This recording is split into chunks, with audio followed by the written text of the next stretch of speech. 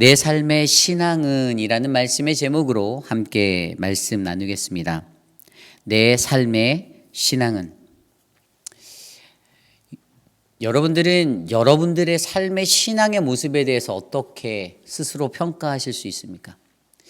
여러분들은 좋은 신앙인이십니까? 여러분들의 신앙이 나는 참 좋은 신앙인이다라고 확신하고 자부할 수 있습니까? 우리가 이 땅을 살아가면서 예수를 믿고 하나님과 동행하고 그분과 사귀며 살아가는데 과연 나의 신앙은 어떠한 자리에 서 있는지 한 번쯤은 생각해 보아야 할 것 같습니다. 예수를 오랫동안 믿었는데 여전히 내 안에서는 그리스도인의 향기가 나지 않고 예수를 정말 오랜 시간 동안 동행하고 살았음에도 불구하고 그 무언가 가지는 그 내 모습은 그리스도인이라 불리기에는 여전히 많이 부족해 보이는 것들, 이게 사실은 우리들이 이 땅을 살아가면서 한 번쯤은 잘 들여봐야 하는 나의 모습입니다. 그런데 여전히 문제는 이 땅을 살아가는 많은 사람들은 내 삶의 신앙에 대해서 잘 가늠하지 못합니다. 그냥 여전히 나는 괜찮은 신앙인이고 나는 여전히 괜찮은 그리스도인으로 이 땅을 살아가고 있다라고 착각하고 생각하고 살아갈 때가 많다라는 것이죠. 우리가 오늘 묵상하는 이 요한일서, 오늘부터 시작되어지는 이 요한일서의 말씀은요, 그러한 우리들의 신앙의 모습들을 되돌아보게 하는 말씀입니다. 특별히 사랑이 없는 곳에 서로 사랑하지 않던 그리스도인들의 삶이 난무하던 그 자리에 요한을 통하여서 이 땅에 살아가는 그리스도인들에게 가장 중요한 핵심은 사랑 없이는 아무것도 아니다라고 그렇게 증거하는 것이 바로 요한 1서의 말씀입니다. 요한 1서의 저자는 우리가 잘 알고 있듯이 요한이죠. 이 요한이 이 책을 썼을 때가 주전 85년에서 한 90년경 됐어요. 그런데 그 책을 쓰기 전에 그가 무슨 책을 썼냐면 요한복음을 썼죠. 한 80년에서 85년경에 요한복음을 썼는데, 요한복음을 썼을 때 그가 그 책을 쓰게 된 배경은 무엇입니까? 초대교회의 교인들, 그리스도인들에게 박해가 있었고 그 박해가 심해지자 그리스도를 떠나는 사람들, 그리스도를 떠나버리는 그러한 자들이 많았습니다. 그래서 그들을 바라보며 그들 안에서는 그들에게 찾아오는 그 박해 속에서 예루살렘 성을 떠나고 그리스도를 떠나는 그런 신앙을 떠나는 자들의 모습들이 있었기에 그들에 대해서 어떻게 해요? 더 긴밀한 교제함으로 너희들의 그 신앙의 모습들이 회복되어지고 다시 돌아올 것들을 바라보며 그가 쓰기 시작한 책이 바로 이 요한일서예요. 그런데 그 요한일서는 앞서 설명드린 대로 서로 사랑하지 않던 그들에게 사랑함 없이는 아무것도 아니다라는 가장 중요한 핵심을 담고 있고요. 또한 그 당시에 난무하였던 이단의 문제들, 특별히 영지주의가 난무하였던 그 시대 속에서 그들이 갖고 있는 신앙적인 갈등과 분열, 그 모든 문제들을 위로하고 격려하기 위해서 요한이 편지를 썼는데, 그래서 그것이 바로 요한일서예요. 요한일서를 쓴 다음에 또 뭘 썼죠? 요한2서, 요한3서. 그 요한의 서신들을 통해서 요한이 바라고자 하였던 것은요, 이 땅을 살아가는 하나님의 백성들, 그들이 스스로가 다시금 구원의 확신을 되찾아 그리스도에게 돌아오고, 그리고 그들의 삶 가운데 무너졌던 거짓된 가르침, 이단의 문제, 분열의 문제, 사랑 없이 살아가는 그들의 마음 가운데 하나님의 사랑 없이는 아무것도 아니다라는 사실로 그들을 회복시키고자 하는 마음이 바로 요한에게 있었다라는 사실입니다. 그래서 오늘의 말씀은요, 내 삶의 신앙은이라는 제목으로 제가 던졌어요.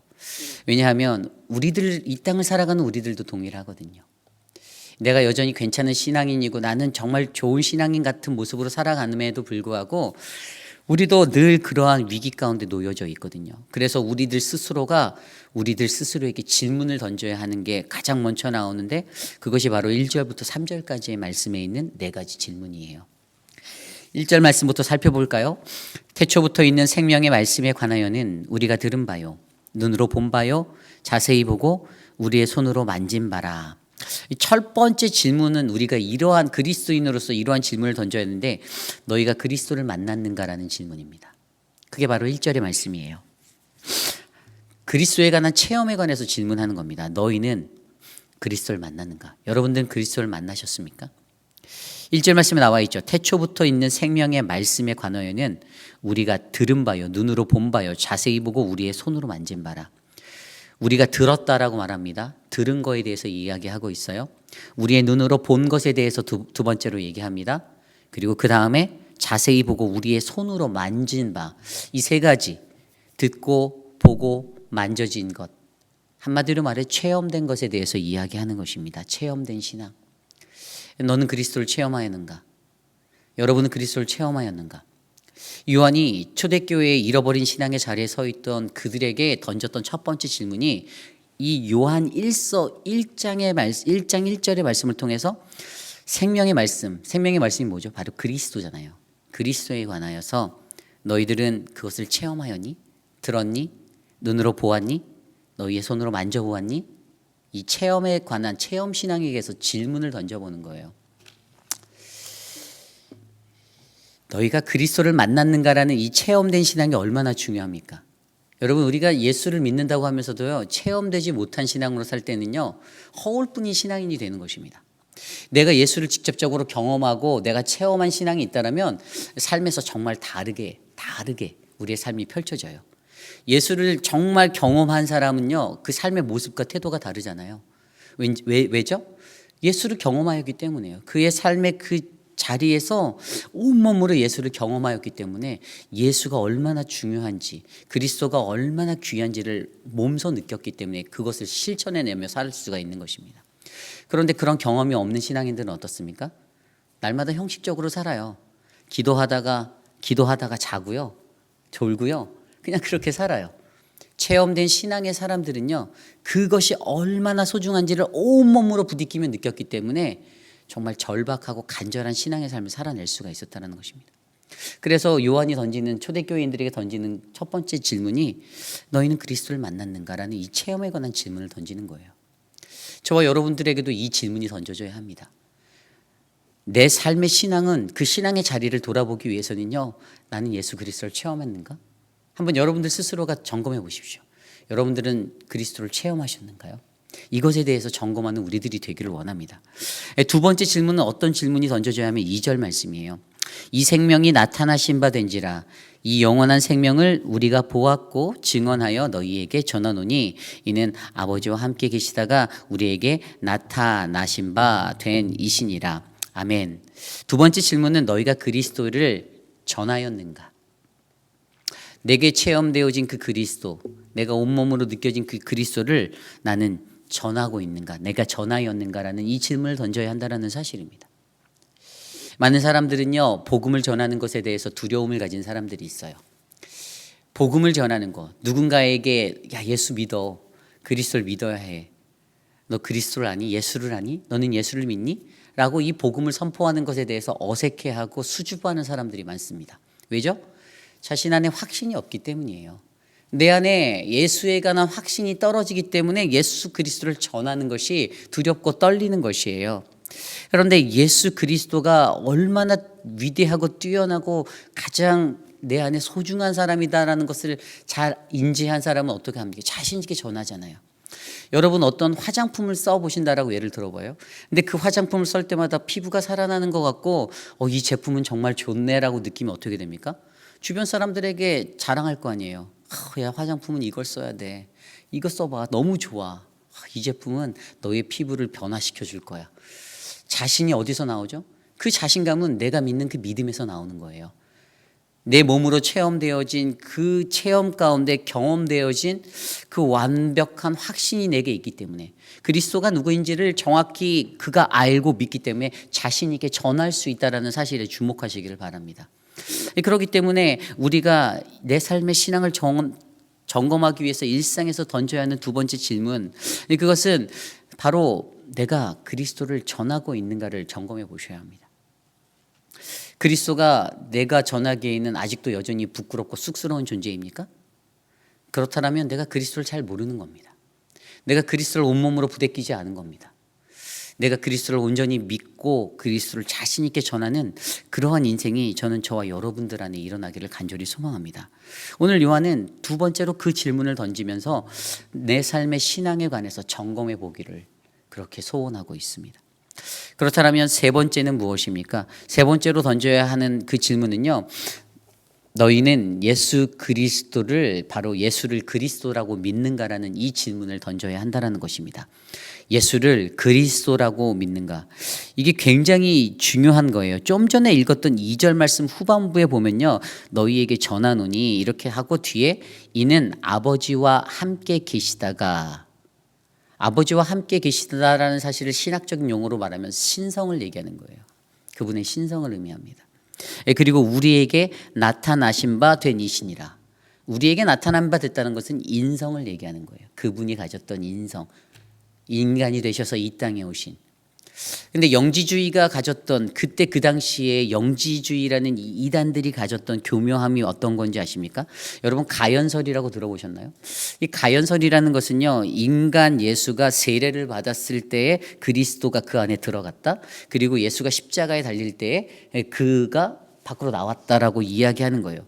근데 그렇게 영지주의자들이 그런 것들을 설파하고 사람들에게 말하였을 때 그들이 가졌던 목적은 뭐냐면 예수와 그리스도를 분리시켜 버리는 겁니다. 그분의 인성과 신성을 가르는 거예요. 그것을 통해서 어떻게 합니까? 인간 예수는 하나님의 구속사와는 전혀 상관없는 존재로 만들어 버리는 것이었어요. 이단들이 가졌던 아주 얄팍한 수법이죠.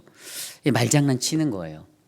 그런데 이것에 대해서 요한이 강력하게 증거하는 거잖아요. 아버지와 함께 계시다가 우리에게 나타나신 바 된 이가 바로 그리스도. 예수는 바로 그리스도라는 사실입니다. 예수는 그리스도라는 이 한 센텐스가 담고 있는 것은 그분의 신성과 그분의 인성에 관해서 굉장히 임팩트한 확신을 갖고 있어요. 믿는 사람들에게 가장 중요한 게요, 예수는 그리스도라는 고백입니다. 만약에 우리가 예수를 믿는다 하면서도 예수를 그리스도라고 고백하지 못하면요, 그것은 예수를 믿는 것이 아니에요. 그분의 하나님의 아들 되시고 그분이 이 땅에 내려오셔서 그분이 우리를 위해서 인간의 몸을 취하셔서 그분이 우리를 위해 십자가에 달려 돌아가셨다는 그 사실을 우리가 인정하지 않는 것입니다. 이것이 중요해요. 그렇기 때문에 오늘 요한이 초대교회에 그 떠났던, 그리스도를 떠났던, 하나님을 떠나갔던 그 자들에게 세 번째로 전했던, 그들에게 질문해야 하는 그 세 번째 질문이 바로 너희는 예수를 그리스도라고 믿는가라는 이 질문을 던져보게 하는 것입니다. 이것이 바로 2절 말씀에 담겨 있는 것이에요. 그럼 마지막으로 네 번째로 던져야 하는 질문은 무엇일까요? 이것은 3절 말씀에 나와 있습니다. 우리가 보고 들은 바를 너희에게 전함은 너희로 우리와 사귐이 있게 하려 함이니 우리의 사귐은 아버지와 그의 아들 예수 그리스도와 더불어 누림이라. 아멘. 어떤 질문을 던질 수 있겠습니까? 하나님의 그 실제 가운데서 너가 살고 있니라는 이 실제적인 질문 던지는 거예요. 하나님과의 그 실제적인 교제함, 사귐 가운데 너는 그 실제적인 인생을 누리고 있니? 라는 이 네 번째 질문을 던지는 겁니다. 우리와 사귐이 있게 하려 하는 것, 하나님과의 사귐에 관해서 그리스도와의 사귐, 교제함에 대해서 이야기하고 있어요. 나는 과연 주님과 그분과 교제하며 살고 있는가? 내가 실제적인 만남을 누리면서 이 땅에서 살고 있는가? 이게 점검되어져야 한다는 사실이죠. 이것이 중요합니다. 하나님께서요, 우리들을요, 구원에 이르게 하시려고 하는 그 목적이 있습니다. 여러분, 하나님께서 왜 예수 그리스도를 이 땅에 보내셔서 우리를 구원하게 하셨을까요? 그것은 그분과 영원한 사귐을 누리게 하려고 하셨어요. 그분의 구원의 목적은요, 사귐에 있어요. 사귐에. 내가 그 안에, 그가 내 안에.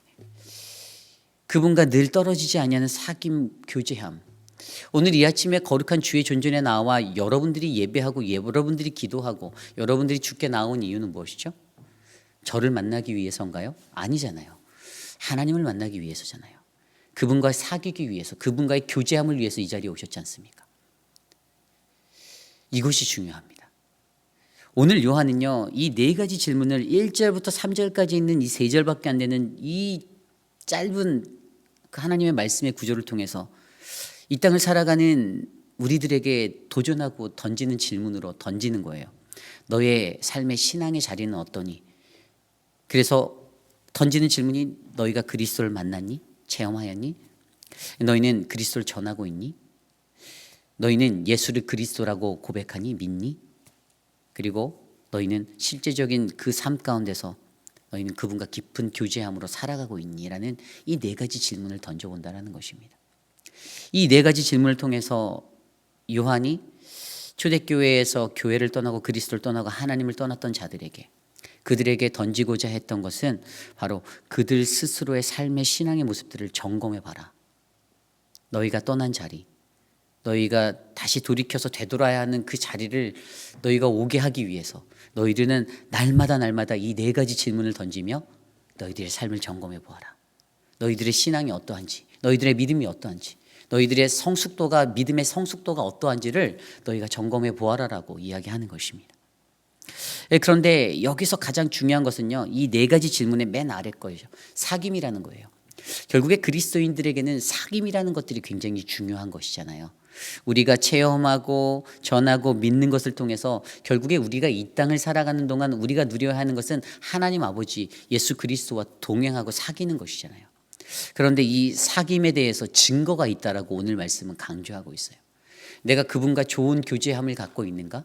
내가 과연 그러한 믿음의 삶을 살고 있는가가 딱 하나님이 주시는 그 은혜의 말씀 안에서 구별되어지는 게 있는데, 그것을 두 가지로 오늘 말씀을 설명하고 있습니다.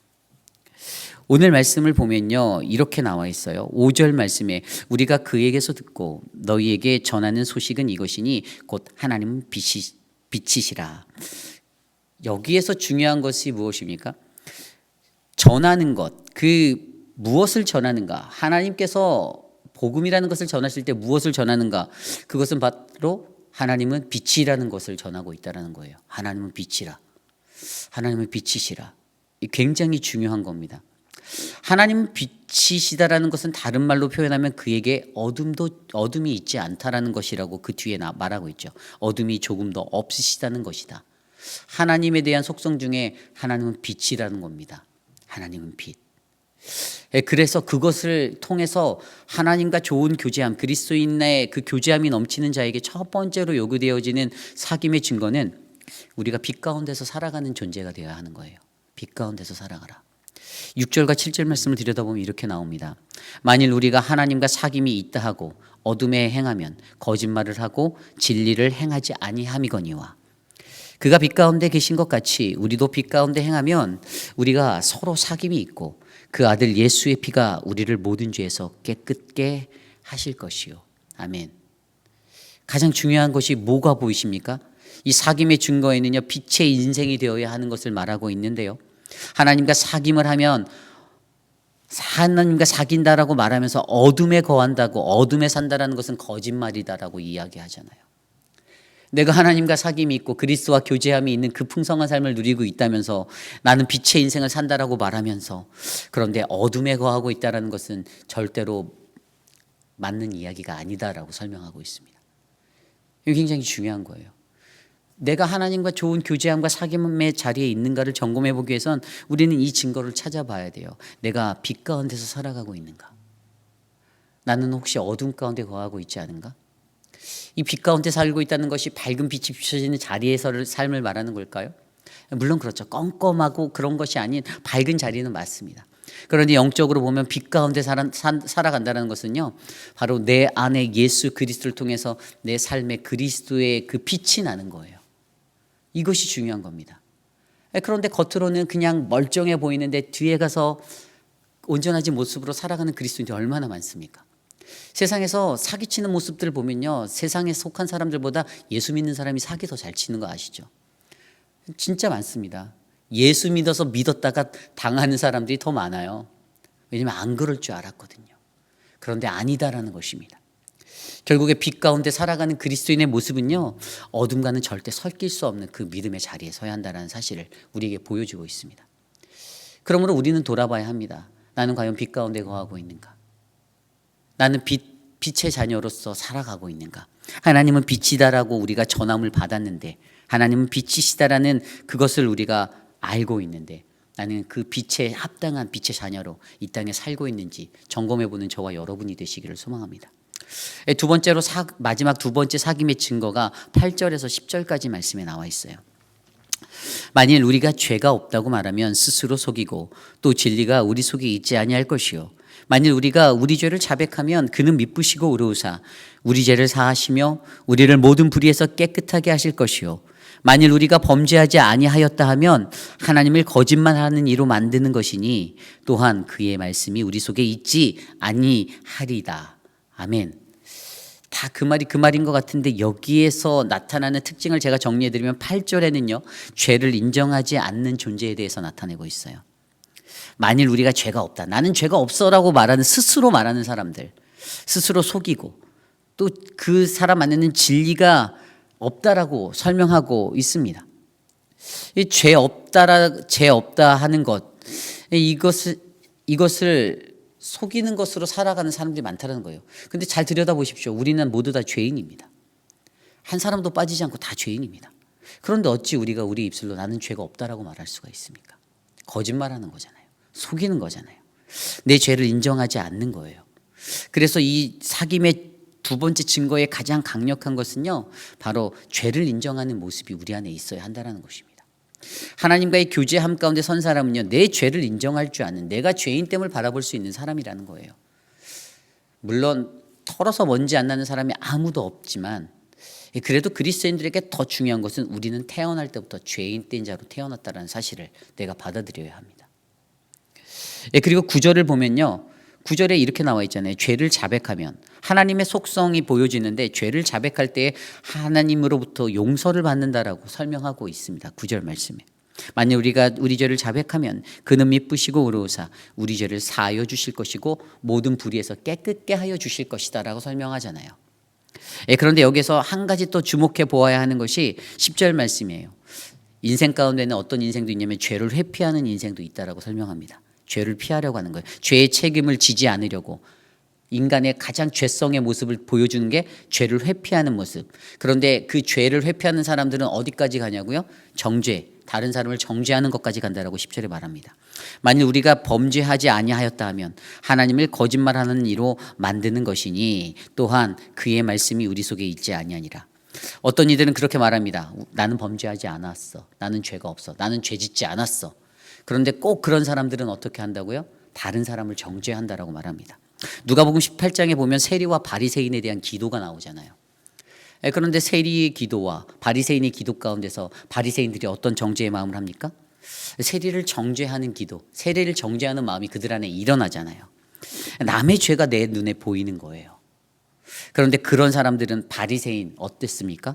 나는 죄 짓지 않았어. 나는 깨끗해. 그렇게 살았던 사람이라는 것이죠. 이게 바로 죄의 회피를 하는 사람들에게 나타나는 특징입니다. 그렇기 때문에 우리에게 중요한 것은요, 죄를 인정하는 것. 하나님과 깊은 사귐과 교제함의 증거가 되는 두 번째, 죄를 인정하는 모습이 반드시 있어야 된다는 사실입니다. 하나님께 가까이 갈수록 그리스도인들은요, 내 죄가 어떤지, 내가 어떤 모습의 사람인지를 깨달아 알아야 합니다. 그런데 아무리 오랜 시간 믿었어도요, 자기의 목이 곧는 사람들을 보아도 자기가 더욱더 겸손해지는 사람들 만나기 너무나도 힘듭니다. 내 죄 가운데 자복하고 한탄해하고 애통해하고 가슴 찢는 자들을 만나기가 쉽지가 않습니다. 그런데 더욱더 중요한 것은 우리가 이러한 사귐의 증거, 빛 가운데 살아가고 죄를 인정하는 모습으로 살아갈 때 어떻게 해요? 그때 우리는 진정으로 하나님과 교제하는 참다운 교제의 인생을 살아낼 수 있다는 사실을 기억해 주셔야 합니다. 우리가 이 땅에 살아가면서 내 삶은 어떠한 모습인지를 여러분들의 삶 속에서 들여다보시길 원합니다. 점검하셔야 해요. 여러분 스스로께 질문을 던지셔야 합니다. 나는 그리스도를 체험하였는가, 만났는가? 나는 그리스도를 전하고 있는가? 나는 예수를 그리스도라고 믿는가? 그리고 나는 하나님의 실제 가운데서 내 삶을 살고 있는가? 교제함이 있는가? 그리고 그 교제함에 대한 증거를 찾아오십시오. 빛 가운데서 살고 있는지, 내 죄를 인정하고 살아가고 있는지. 이러한 모습 안에서 우리가 빛 가운데 거하며 하나님과 사귀는 교제함의 풍성한 삶이 저와 여러분, 우리 모두의 삶 가운데 열리기를 간절히 소망합니다. 오늘 주신 말씀을 놓고 함께 기도하기 원합니다. 하나님과 하나님께 가까이 갈 때 우리의 삶은 그분과의 풍성한 교제함 가운데 이 은혜가 흘러넘치는 인생이 되기를 소망합니다. 그 사귐의 증거로 빛 가운데 살아가고자 하는 나의 모습이 흘러가길 원합니다. 여러분들이 빛을 발하기 원해요. 그리고 내 죄를 인정하는 그 정말 철저한 죄의 인정함이 일어나기를 소망합니다. 그 모습을 통하여서 어떻게 해요? 하나님은 나에게 더 큰 깊이 있는 은혜의 삶들을 열어주실 것입니다. 말씀으로, 기도로 그분이 함께 동행하시며 우리의 삶을 이끄실 것입니다. 그러한 모습을 위해 함께 이 시간 기도하기 원합니다.